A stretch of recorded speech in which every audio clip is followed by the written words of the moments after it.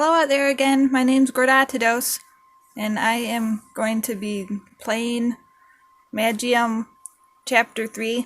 It's basically just you reading a book, and every once in a while you get to pick a choice that supposedly affects it down the road. So let's go. I'm going to shrink that down really tiny so I can read it easier.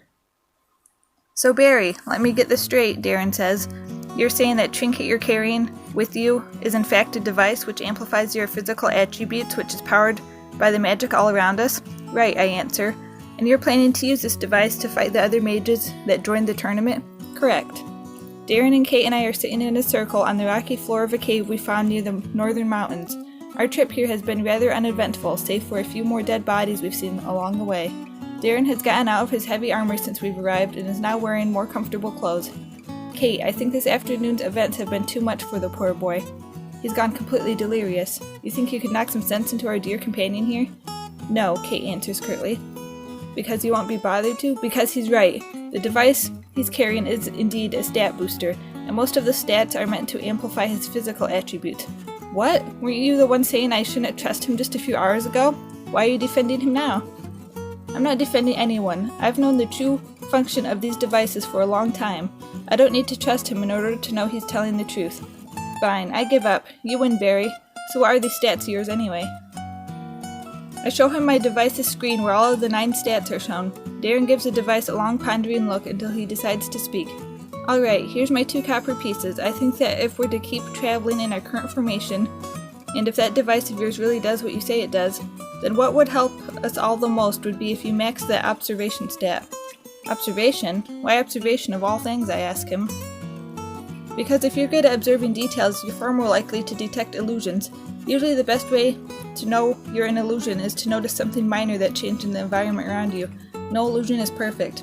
Sometimes there's a few leaves that disappear from the ground. Some other times the sun is higher in the sky than it was before you entered the illusion. I'm really bad at noticing these kinds of things. Usually I only see it when it's too late. That hasn't killed me yet, but then again, I've never had to fight against the strongest mages in the world before. Even if you max all your physical attributes, I doubt you'll ever be on par with me and Kate, let alone all the other mages that joined this tournament. But with good observation skills, you might well end up saving our lives when we enter our first illusion. Darren pauses. Well, anyway, that's just my opinion. You can take it with a grain of salt. That little trinket is yours to use, so feel free to do whatever you want with it. However, I want you to decide now and tell us what you're going to do with it, so that we can prepare our tactics accordingly. We can't afford to go into our next fight without a plan. Focus on avoiding attacks and baiting opponents, focus on fighting the enemies head-on, focus on observing the battlefield and providing tactical information. I guess I'll observe. After taking some time to consider my options, I give Darren my answer. I want to focus on helping the two of you by observing the battlefield and providing tactical information. A wise decision, so I'm guessing your main 2 attributes will be hearing and observation then. But that's not enough. If an enemy sees you just standing there, they'll focus on you first, like they did this time. You'll need to have at least 1 defensive stat prepared, like toughness, reflexes, or premonition to be safe. Kate and I won't be able to defend you all the time. Darren shifts his gaze towards Kate. Now for the 2 of us, as you said after our last battle, I would rather not fight against weapon enhancers unless I have no choice. That's why I'm going to ask you to take care of them when the time comes. Kate nods at Darren as he continues to talk. As for myself, I am particularly good against elementalists, summoners, and shapeshifters, so I'll focus on them if we meet any. He's speaking about mage specializations. Most mages will pick a certain type of magic and dedicate their life to perfecting it, instead of trying to learn as many spells as possible. Weapon enhancers use their magic to make their gear strong as possible, since they mostly rely on their weapons for combat. They will likely also train themselves in at least 1 martial art. Elementalists are mages born with incredible talent in manipulating one of the 4 elements: water, air, fire, or earth. However, they are born with affinity for only 1 element, and they usually have problems mastering other spells since they rely solely on their talent for casting their elemental spells, and generally have little knowledge of the arcane arts. Summoners are mages who concentrate on summoning other creatures to fight for them. Since that leaves them vulnerable to surprise attacks, they usually also focus on defensive spells, to keep them safe while their summoned creatures fight for them. Shapeshifters, on the other hand, go for a more personal approach, transforming themselves into the creatures instead of summoning them. This solves the vulnerability problem that summoners have, but also limits their powers, as they are unable to cast other spells while transformed. What about you, Kate? Darren asks. Do you have any weaknesses against any particular kinds of magic? Yes, she answers. But you don't plan on sharing them with us. I do not. Darren shrugs. Suit yourself. Well, I think that's all we need to discuss for now. Time for bed. Barry and I will take first watch. Come on, Barry. I follow Darren out of the cave and together we start climbing the mountain to reach a good vantage point. The moon is high in the sky and the stars are bright. We won't have any trouble spotting enemies if they approach. Observation check failed, level 1. As we stay in guard, Darren starts telling me stories about his travels around the world and adventures he's had. He tells me of the 50-foot giants that live in the far east of the northern continent. He tells me how he's cured the dreaded Ichnar plague of the eastern continent by himself and how he defeated the green wyvern of the north. Listening to him tell me about the stories made me realize why I defended him instinctively from the cutthroat Dave yesterday. Even though I never really thought about it before, I guess I always kind of admired him. He's like all those heroes from the fairy tales I used to read when I was a kid, and he's a living example of what I've always aspired to become. I've been in a lot of places over the years, Barry, but everywhere I go it's always the same. The weak are oppressed by the strong, the few are killed by the many. Everywhere I go there's people dying from starvation, plague, war, or some other monster invasion. I've seen death all my life, but I never get used to it. Seeing all those dead bodies just laying there, lifeless, yesterday made me feel an intense pain in my chest. It was as though I could feel the suffering from each of them, and the fear that went through their hearts as they took their last breath. What about you, Barry? What did you feel when you saw those dead people? I was just busy thinking of how to stay alive at the time. I felt sorry for them, but it didn't let it affect me. I was almost about to puke. I was thinking of how to stay alive. I didn't really have time to feel anything. I guess I was too preoccupied with staying alive. I almost forgot, this was your first real battle, wasn't it? You handled it well, Barry. You should be proud. Darren pauses for a few seconds to gaze into the distance before he continues. You know, when I heard about this tournament, my first thought was that, finally, after a lifetime of good deeds, after a lifetime of trying to make a difference, someone was sending me a sign. I've tried all my life to save the world from its misery, but no matter how hard I tried, my efforts were never enough. But with the help of the Magium, maybe, just maybe, I might have a chance. Darren looks at me and notices I'm a little worried. Don't worry, Barry. I promise I'll help you find a cure for your sister, even if it puts me at disadvantage in the tournament. I won't rest until I've repaid you for saving my life. Thanks. I had almost forgotten about my sick sister story I told him when he figured out I was human. I'll have to take care not to give myself away in the near future. After yet another pause, Darren decides to change the subject. So how's it going with Kate then? Are you making any progress with her? I'm not trying to seduce her, Darren. She still hasn't given in to my charms. She's eating out of the palm of my hand. I'm not trying to seduce her, Darren. Of course you're not, Darren says in a sarcastic manner. Slowly, Darren's smile fades away from his face and he adopts a more serious tone. Listen, he says, I know your heart is in the right place, but you know as well as I do women simply can't be born as mages. It's not in their blood. I don't know why she appears different from a normal banshee to you, and I don't know why the banshee inside her hasn't yet awakened, but it's only a matter of time. One day she will turn into a banshee, and I want you to be prepared when the time comes. Darren takes a small device of his own out of his front pocket and hands it to me. It appears to be a magical transceiver. These devices are mostly used by soldiers when they need to transmit information to each other over short distances, without having to shout to one another. So it's a cell phone? I want you to carry this with you at all times. If ever you're in danger, just tap this 3 times and I'll come over to help as fast as I can. Just promise me something, I tell him. Of course. Promise me you won't try to purify her until you see her transform into a banshee. Darren sighs. You're asking a lot of me, Barry. You should know better than anyone how hard it will be to stop her once she turns into a banshee. But if it means as much to you, then I'll promise. He pauses. Come on, we should get going. It's time to wake up Kate so she can take a second watch. As we descend towards the cave, my stat device starts beeping. I pull out of my pocket and see I now have 6 more points to spend. There must have been a big fight somewhere in the vicinity. I want another premonition. I'll have some speed, reflex, observation. I'll have 1 toughness, and then an ancient language. I put the device back and enter the cave. We wake up Kate and she goes outside to guard the entrance as me and Darren go to sleep. I wake up to Kate's voice several hours later. She's whispering and making sure Darren can't hear us. Wake up, Stillwater, she says. I need your help with something. Wait, you need my help? Be quiet, you'll wake Darren. Yes, I need you to come with me and take a look at something. It won't take you more than a minute. And why would I help you? All you've done is give me a hard time ever since we've met. Because I owe you a debt and I always pay my debts. She's being serious. This must be more important to her than she lets on. Why are you asking this of me and not Darren? He's a legendary mage around here, not me.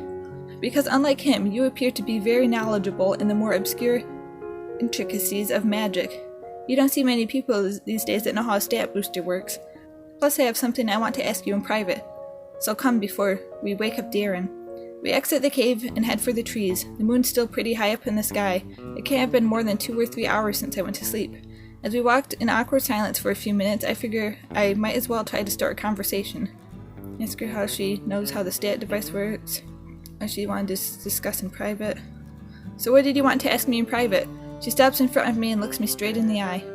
There's something that's been bugging me ever since we met yesterday, she says. When you and Darren first saw me, you started whispering between yourselves for about a minute. You said you were trying to decide whether or not I was a Banshee, and Darren said you had already established I wasn't one. She paused a bit before she continued. The question is why? I decided to seek Darren's help because I fooled myself into thinking someone as kind-hearted as him would not sentence me to death. But now I have cleared my head and thought about it, I realize how much I've put myself at risk by showing myself to him. Why did Darren decide I wasn't a Banshee when all evidence pointed to the contrary? Kate still didn't trust me. If I tell her I'm the one that convinced Darren to spare her life, she's either not going to believe me or she'll get suspicious of my motives and completely lose her trust in Darren. Maybe she'll believe me if I tell her Darren was the one that decided not to purify her. Darren said he met a Banshee before, I lied to her. He said he could tell you were different somehow, and that he was going to keep an eye out for you, for the time being. I see, Kate says with relief in her voice. That's all I want to ask. Let's keep going. Wait, why ask me all this? Why not ask Darren directly?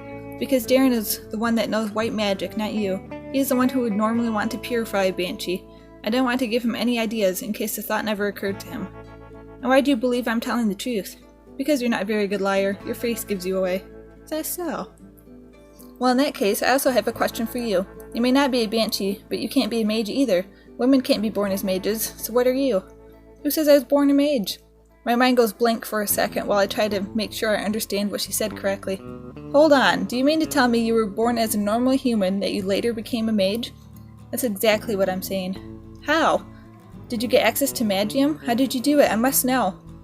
I realized too late I had let the excitement get the better of me. Kay is looking at me with an expression that shows both bewilderment and a sudden understanding. By the gods, she says. You were telling the truth, weren't you? You really are human, and you came here in hopes of becoming a mage. Listen to me, I have no idea what can motivate you enough to go on this suicidal quest, but the only things you'll find at the end of your journey will be agony and despair. Quit now and you might still make it out of this alive. You speak to me of agony and despair, but you chose to be a mage. Surely you must understand how I feel about this. I do, but becoming a mage was never my intention, and I have no intention of continuing this conversation either. I gave you a warning. You can choose to heed it or ignore it. This is all I'm willing to say on the subject. Before giving me a chance to respond, she storms ahead as I rush to follow her. We traveled in complete silence for the next 10 minutes. As we get further and further away from the cave, I call out to her again. Wait, I tell her. What is it now? We're getting too far away from our cave. What if anyone attacks Darren while we're asleep? Oh, you don't need to worry about him. Why? Are you suggesting he defend himself? Damn you, I'm not leaving my friend. Why? Why not? See for yourself. Go on, try and head back to our cave. Hesitantly, I start retracing my steps back toward the cave. Once I start walking, however, I get a powerful urge to go the other way. I try again and get the same result. No matter how many times I try, I simply can't keep going in the same direction. I keep turning in the opposite direction, sometimes without even noticing. Is this some sort of spell? In all my research, I've never heard of such a thing. What'd you do? I asked Kate. I see. Apparently not even someone as learned as you would be familiar with this spell. It's understandable. They don't really use suggestion magic outside the continent of Varathia, after all. The spell I used is part of a subset of magic called suggestion. What these spells do is they insert the idea in your head, and they make you think you were the one that came up with it. You may have noticed something was wrong because you were specifically aiming to go in that direction, but most mages wandering around this area won't even notice the spell's effect. But how do I get around it? In order to counteract the spell, all you need to do is focus on the cave, visualize it clearly in your head when you head towards it. As long as you have set a destination in your mind and not a simple general direction, the spell won't work on you. My knowledge of the spell was one of the only reasons I was able to survive against Banshee hunters for so long. It covers a pretty large area, but unfortunately, I can only cast it about 2 times a day, and it doesn't last for more than a few hours. Now let's go, our destination lies not much farther. After 5 more minutes of walking, we finally come to a halt. The area we stopped in is full of fallen trees, similar to the ones we fought yesterday. However, this time there are no bodies. However, there's clearly been a big battle here, perhaps even that battle that charged up my stat device before I going to sleep. I can still feel the traces of leftover magic resonating strongly in the air around me. This is where I wanted to bring you. Please tell me what you can tell by studying the magic in this place. As I concentrate on the nature of the magic around me, I start sensing strong traces of elemental magic. It seems there's been at least one elementalist battling here, I tell her. Yes, but can you tell which element the caster was using? I try to focus even farther. I'm not sure how to describe it. It doesn't seem to be any of the 4 traditional elements. If I were to put it into words, I'd say it would be electric in nature. Kate's face slowly lights up when she hears my words. This is the first time I've ever seen her smile, even if only slightly, ever since we first met. Thank you, Barry. You've really been a great help. Your reaction took me by surprise. Wow, this is the first time I see this side of you. I didn't know you could actually be nice. What's that supposed to mean? Premonition check successful, observation check failed. Suddenly I see a vision of a dart being shot towards Kate. I realize immediately what I've just seen was a premonition. But where did the dart come from? I turn back and start looking carefully towards the trees in the far distance. Whoever shot that dart must be hiding behind the trees because it's too dark to see them clearly. What happened? Kate asks. What are you looking for? Before I get the chance to react, a dart hits Kate in the left shoulder and she drops to one knee. I'm alright, Kate says, although she's clearly lying. She's breathing heavily and seems to be struggling to keep her consciousness. I can hear a man laugh from behind the trees. His voice is high-pitched and could be easily mistaken for that of a woman if you weren't paying attention. As expected of a banshee, the man shouts, even an expensive sleep dart such as this is not enough to bring you down. But you're barely standing. The outcome of the battle is clear. Surrender now and we'll show you mercy. We'll grant you and your human companion a quick and painless death. Yet another enemy who doesn't believe I'm a Stillwater. I'm starting to doubt that this bluff was a good idea after all. Is this a joke? Says Kate, trying to be menacing, but barely managing to articulate her words. I can sense that there's at least 100 of you behind all the trees around us, and yet none of you are mages. Do you seriously think you can win against mages by outnumbering them? Mages are not gods. They bleed just like the rest of us. If they bleed, they can be killed, and so can you. After he finishes his phrase, he blows a very loud horn which drowns out all other sounds in the woods, and suddenly, a rain of crossbow bolts comes flying toward us from every direction. Kate quickly makes an ice dome around us to block their shots. Barry, she says, you need to listen to me closely, because I can't hold this dome for much longer. I need you to go back to her camp as fast as you can and call Darren. There's no way we can win this fight otherwise. As she speaks, one of Kate's eyes is twitching, and there is sweat dripping all over her face. You can't be serious. You'll never survive for that long. You barely even keep yourself awake. I'll manage. I've been in far worse situations and made it out alive. Plus, even if I get injured, Darren can heal me when the fight is over. Now hurry up. Time is not on our side. Go and call for Darren, ask Kate for an ice dagger, and deal with attackers myself. Okay, me with an ice dagger against 100 people is not a good idea, so I'm gonna go call for Darren. I hesitate, but I decide to go with Kate's plan. Trying to fight 100 armed men by myself would be suicidal. Don't do anything stupid, I tell Kate as I head out of her ice dome. Just try and stay alive until I get back. I manage to quickly run past 2 of the armed men while they're focused on Kate. I keep running without looking back, straight towards our cave. As I reach Kate's barrier, I start focusing on the cave specifically, and after doing that, just as Kate said, my mind clears and I'm able to continue on my way. When I finally reach our camp, I wake up Darren by shaking him violently. Darren, wake up, Kate's in trouble. You have to help, quick. What? What time is it? There's no time, please, you have to come with me, please. Darren quickly puts on his armor and follows me out of the cave. Good gods, Barry, just how far did the 2 of you wander off? Asks Darren as we run towards Kate. I give him no answer and start running faster. When we reach our destination, we notice everything's completely silent.